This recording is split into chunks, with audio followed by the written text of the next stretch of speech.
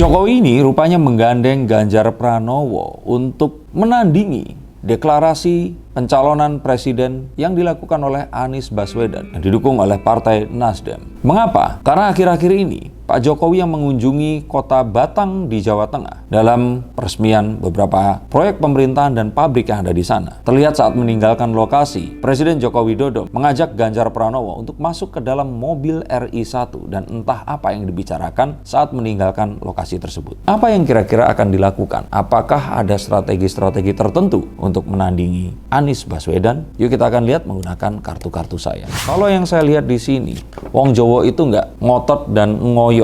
Mereka ini tidak semata-mata. Mereka ini selalu berusaha menyembunyikan semuanya di dalam balutan tata krama, tata bahasa, dan cara-cara yang mungkin jika tidak dilihat dengan detail, maka kita akan melewati inti dari tujuannya. Tapi kalau kita lihat ini semua seperti pantun politik yang berbalas saat Anies Baswedan bersama dengan Surya Paloh mengumumkan pencapresannya. Lalu Pak Jokowi ditanya tentang pendapat tersebut dan Pak Jokowi mengatakan bahwa dirinya belum memiliki pendapat karena sedang berduka karena tragedi Kanjuruhan kemarin. Ini tentu saja menimbulkan sindiran politik yang lain dari lawan politiknya. Tapi tidak perlu untuk menjadi cerdas dan jenius untuk mengetahui bahwa terburu-burunya Anies segera dicapreskan. Ini adalah untuk mungkin saja bisa menghindari tuduhan yang akan dilakukan oleh KPK terhadap dugaan korupsi dalam penyelenggaraan Formula E di Kota Jakarta. Maka kita akan melihat bahwa ini sebenarnya adalah jawaban Jokowi yang tertunda.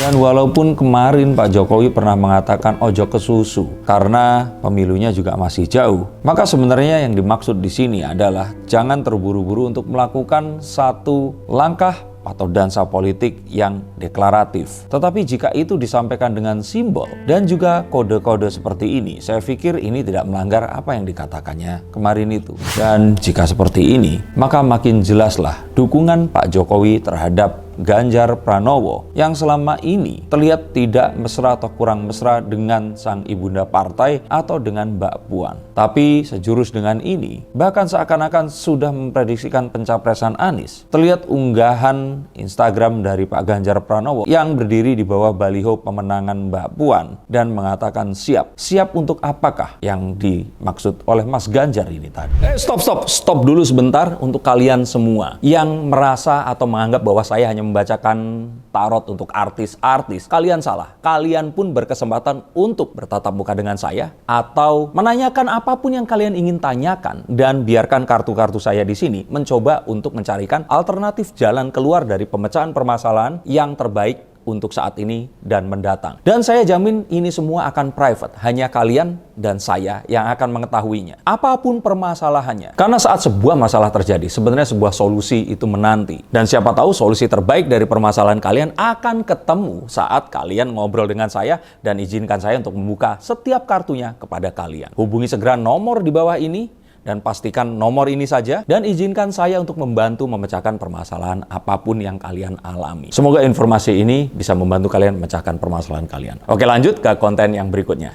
Yuk. Saya lihat bahwa pentargetan Anies yang dianggap dilakukan oleh KPK ini kemudian direspons dengan sindiran untuk ikut juga menyelidiki kasus bansos yang pernah terjadi. Dan oleh karenanya kita melihat bahwa aroma persaingan dan juga rivalitas yang sejatinya harusnya terjadi 1 tahun ke depan nanti, ini sudah dimulai sejak hari ini. Dan melihat hal ini tadi, maka kita akan tahu bahwa tidak akan ada capres yang lain selain Anies Baswedan, Prabowo Subianto, dan Ganjar Pranowo. Mengapa? Karena penentunya adalah Anies Baswedan. Saat Anies Baswedan kemarin memilih untuk merapat ke 2 capres yang lainnya, tentu saja akan menjadi cawapres ya. Maka apa yang ditakutkan oleh Pepo di sini mungkin benar adanya. Tetapi saat Anies berkoalisi dengan Nasdem dan mengumumkan pencapresannya, di depan mata kita akan melihat bahwa ketakutan Pepo ini sudah tidak mungkin terjadi. 3 capres sudah siap di depan mata. Itu pun jika ternyata nanti Mbak Puan bisa menahan hasratnya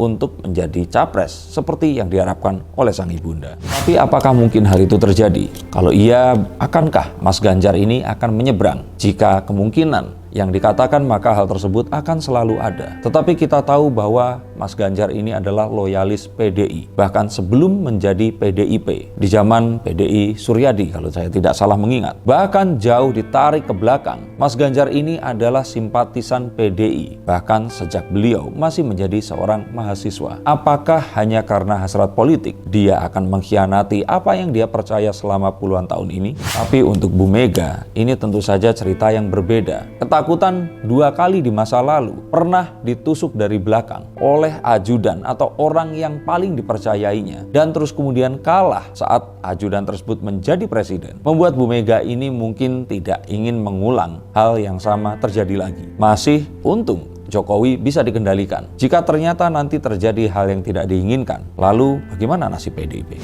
Kalau mau kita melihat secara pasti, akan tetap sulit. Puan Maharani harus bertarung melawan Anies Baswedan, baik dengan cawapres manapun dan dengan situasi dan skenario apapun. Maka sekarang tinggal PDIP yang ingin mempertahankan hegemoni dari partainya, yaitu dengan mengajukan capres yang akan sama-sama kuat, atau terima akan meninggalkan laga sebelum pertandingan usai jika ternyata masih tetap bersikeras mengajukan Mbak Puan Maharani sebagai capresnya. Dan jika ternyata pun yang saya lihat di sini mengajukan Mas Ganjar sebagai capresnya, maka cawapresnya pastilah dari kalangan Islam, karena untuk meredam apa yang dimiliki oleh Anies Baswedan. Dan begitu pula yang akan dipilih oleh Prabowo Subianto. Tidak bisa dipungkiri, Indonesia yang merupakan negara dengan penduduk muslim terbesar di dunia, tentu saja akan memberikan sumbangan suara politik yang paling besar jika berhasil membuat happy para partai Islam ini tadi.